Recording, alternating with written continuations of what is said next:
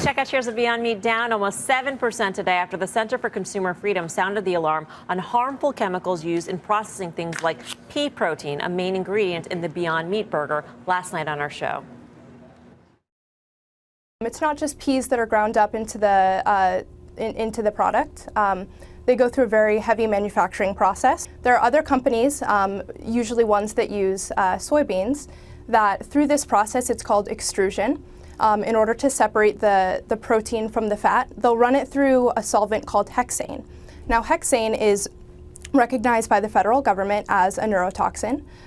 It's thought to have impacts on reproductive health.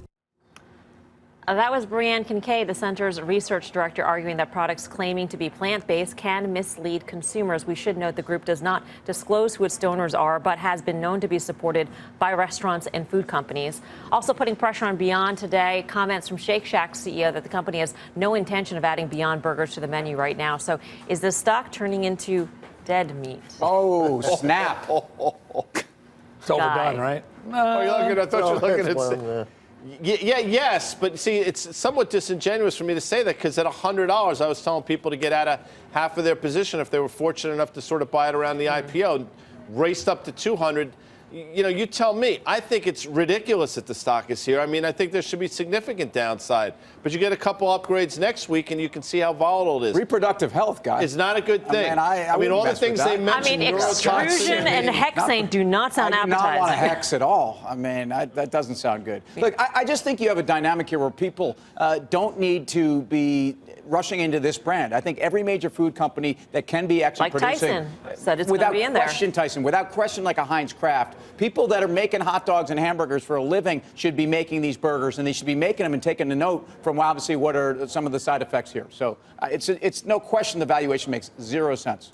I don't know. All I know is that when somebody comes out and says this product's really, really bad, and maybe they've been supported by people in the past that do meat, it seems like they might be scared about what's going on here. I still continue to say every time you go to a restaurant and you try to order these things, they're out of stock. The demand for this stuff is out of this world. Even if Tyson's going to make it, there's still a tremendous amount of demand. For you, everyone says that it's not about health. It's about cows and it's about carbon the environment. I don't know why people eat them. They just are. This says more preservatives, more salt. The whole thing is unhealthy for you, but it doesn't matter. But if I had to pick my poison, my would you rather would be Tyson, up 48%. They're going to come out with their own, which they already are. Yes. They sold their piece of Beyond. And now you're going to see them sort of be more a trusted brand. They're more of a brand that restaurants, I think, that would trust more than a Beyond. They also have more muscle in the supermarket in terms of where to put products. I was thinking about a nice pairs trade, though, or sort of a hedge, you know, based on what Tim said and what we heard in the SOT.